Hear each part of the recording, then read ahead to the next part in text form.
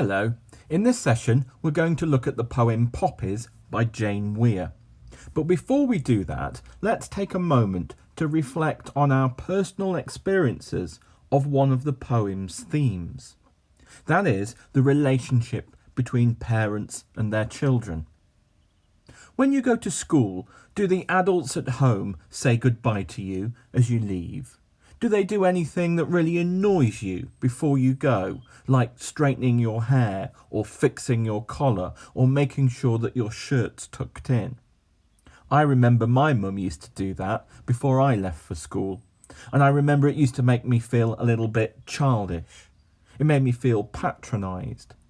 But reflecting on this as an adult, I realised that this was her way of showing her care and love for me. I think this poem is partly about the difficulty for parents of letting go of their children. On the one hand, they want to see them grow into adulthood, but on the other hand, they want to keep them as children. So there we have one of our first themes, the difficult relationship between parent and child. As we read through the poem, we need to make sure that we can consider the poet's ideas. We need to be able to understand the poet's use of language and structure, and also refer to specific details from the poem. If we can also use subject terminology and consider the writer's context too, then we're more likely to hit the higher grade for GCSE English literature.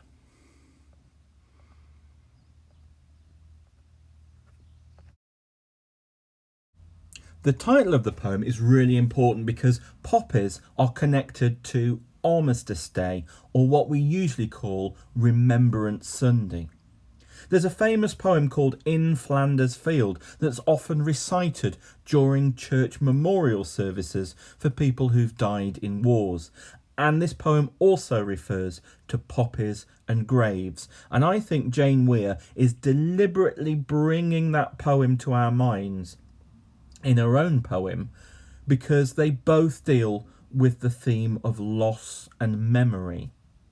The reason the poppy is associated with remembrance is because they were amongst the first flowers to grow back on the battlefields after the First World War had ended. And of course, the red of the poppy is also symbolic of bloodshed. The poet was asked to write this poem as part of a collection of poems about war and conflict that appeared in 2009. It was put together by the poet Carol Ann Duffy, who wrote the poem War Photographer, which you'll also need to study for your exam. The collection was called Exit Wounds, and it was written in response to the inquiry into Britain's involvement in the wars in Afghanistan and Iraq. As Weir thought about war for her poem, she started to consider how she would feel if her own teenage sons were to join the army and leave for war. Poppies is really her way of imagining that scenario and coming to terms with all the powerful emotions that she might feel if that were the case. Poppies tells the story of a mother's experience of pain and loss as her son goes off to war. And Weir has said that as she was starting to write this poem, she thinks that she was unconsciously thinking of Susan Owen, who was the mother of the famous war poet Wilfred Owen, who was born in Oswestry. In the poem, she's trying to address female experiences of war, which is a topic traditionally presented to us by male poets. So this poem brings to mind two famous war poets, but then offers the reader the chance to understand war from another, more distinctly female perspective. These are the basic things that you need to know about the poem. The poem's narrator is remembering her son leaving. The events are told to us in chronological order, but there are flashbacks, so the time frame becomes confusing. The woman is shown pinning a poppy to her son's blazer and smoothing down his collar before he leaves the house. Later, she walks to the war memorial and she's thinking about him. The poem is written in the past tense, and we're not really certain what has happened to the son. It's hinted that the mother is remembering this moment because her son has died. However, the memories of his leaving for the army are intermingled with other memories from her son's childhood. In a moment, we'll read the poem, and as we do, I'd like you to reflect on the following questions. What is Weir telling us about the narrator's feelings for her son? What worries her? And how does the son feel? As we read, notice that the poem uses first person and direct address. The reader is being spoken to by the narrator as if they were the son. Notice as well how the lines of the stanzas are not regular. There's no rhyme scheme either, so there's quite a natural feel to the poem. It helps convey the sense that the narrative voice is moving from one emotion to another in a quite naturalistic way. It's a way that's difficult to control and order, and it suggests that she has little control over what she's feeling. Remember that there are no direct references to the son going to war or dying. It's possible that he's just become distant because he's grown into an adult, and that she's having difficulty letting go. It could also be that his experiences as a soldier are so difficult to explain to his mother that this has created a divide between them, and that she feels this barrier as a kind of loss. So the very structure of the poem adds a layer of uncertainty to its overall meaning. Poppies. 3 days before Armistice Sunday, and poppies had already been placed on individual war graves. Before you left, I pinned one onto your lapel. Crimped petals, spasms of paper red, disrupting a blockade of yellow bias binding around your blazer. Bandaged around my hand, I rounded up as many white cat hairs as I could, smoothed down your shirt's upturned collar, steeled the softening of my face.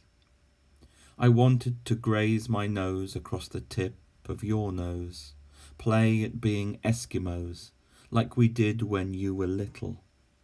I resisted the impulse to run my fingers through the gelled blackthorns of your hair.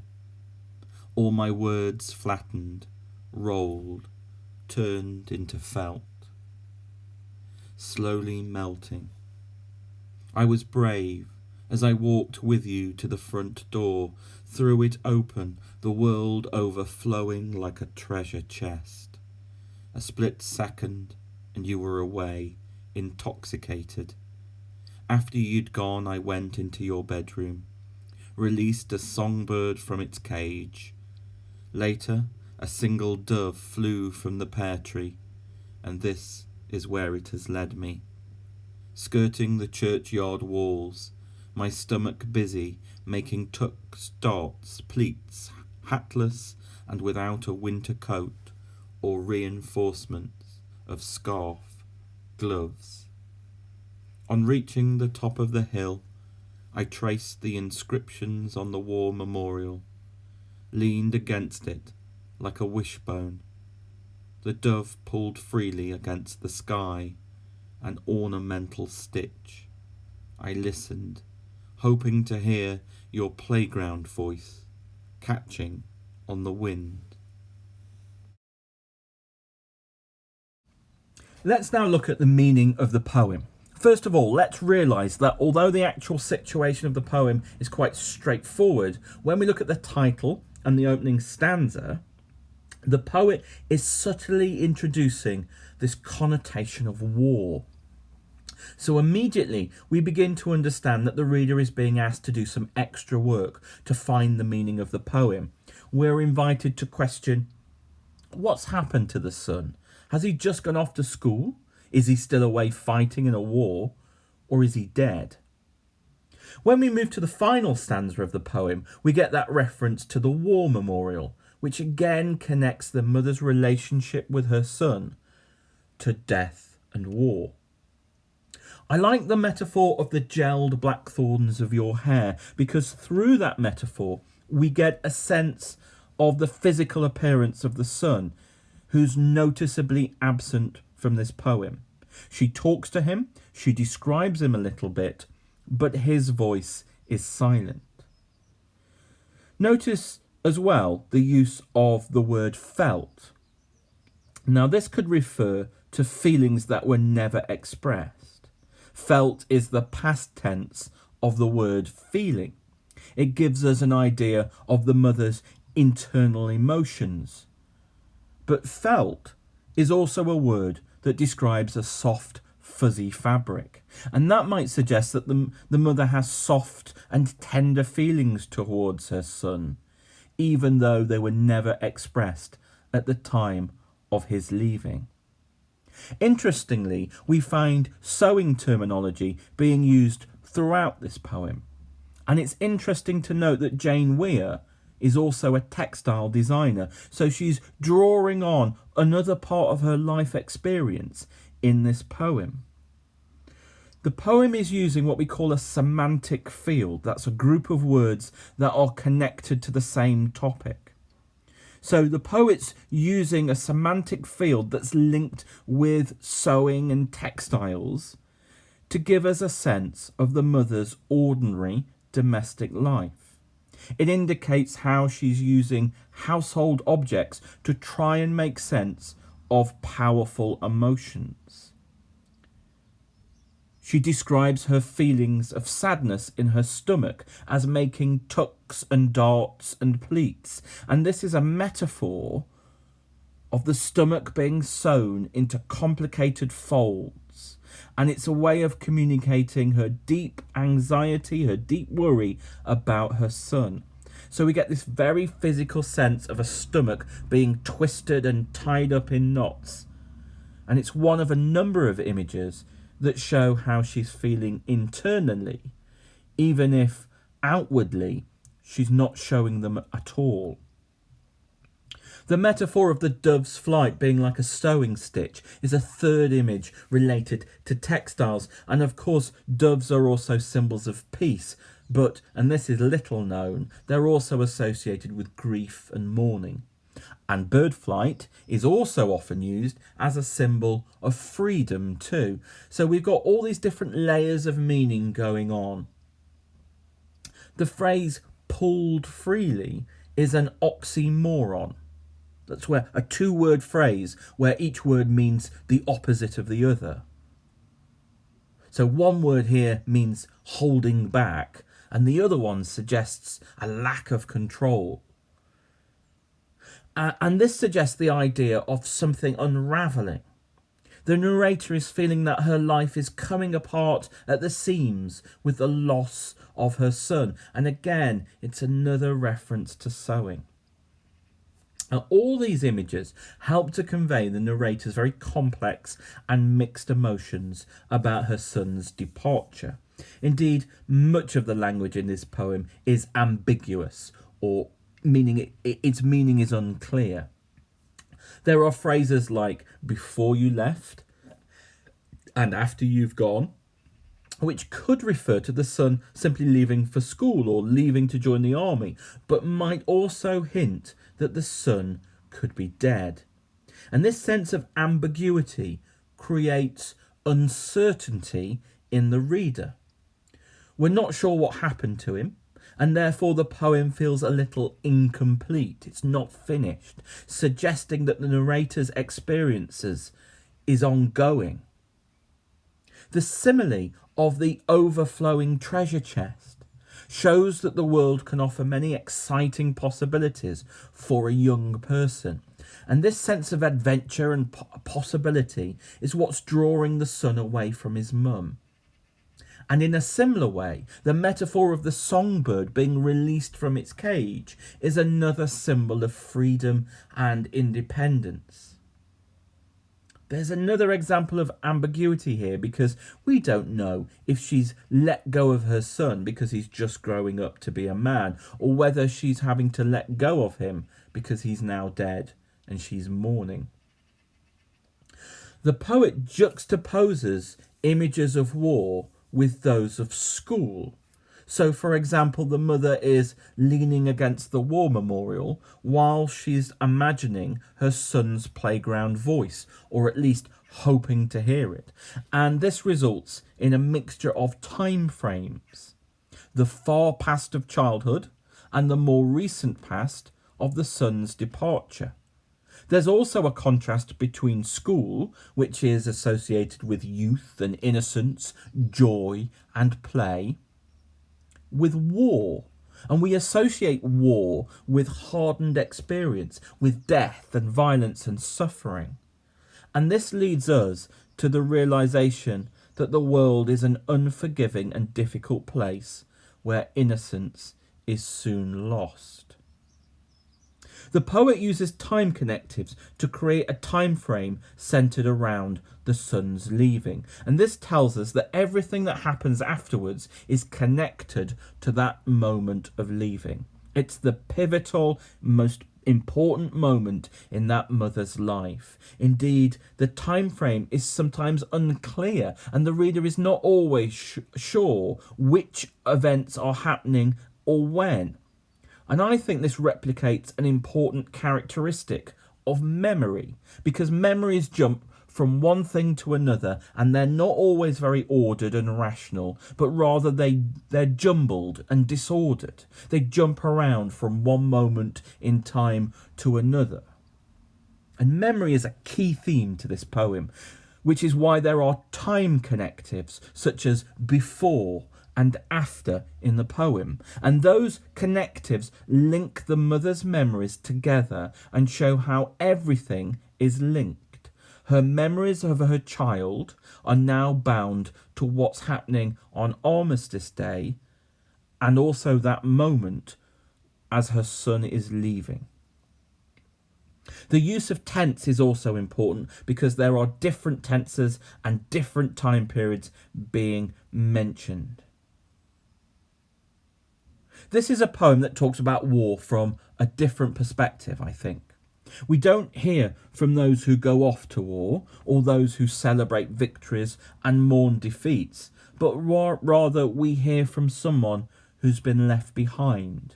It's neither a celebration nor a criticism of war. It's more about the emotional power of loss and grief. So although this is a modern poem, it deals with timeless and universal themes, particularly the theme of mothers sending their sons off to war. I think you could also say that this is not just a poem about war. It's also a poem about any sense of loss, about the experience of having to say goodbye to someone with that uncertainty that they might not return. The poem starts and ends with references to churchyards and war graves. The mention of the poppies on the graves reminds us of the loss of life and the suffering that war entails. The final stanza recalls the scale of the loss of the Great War, the First World War, and this lifts the poem to another level, because it's no longer just a poem about one individual mother's grief. It connects that story to the story of all mothers who have lost their children in one way or another. So to end, reflect on one of these three tasks. Either describe the narrator's thoughts and feelings, using details from the poem to support your ideas. Or explain how Jane Weir uses language and structure to show the narrative's thoughts and feelings. Or consider how far you agree with the view that Poppies powerfully conveys a sense of grief and loss.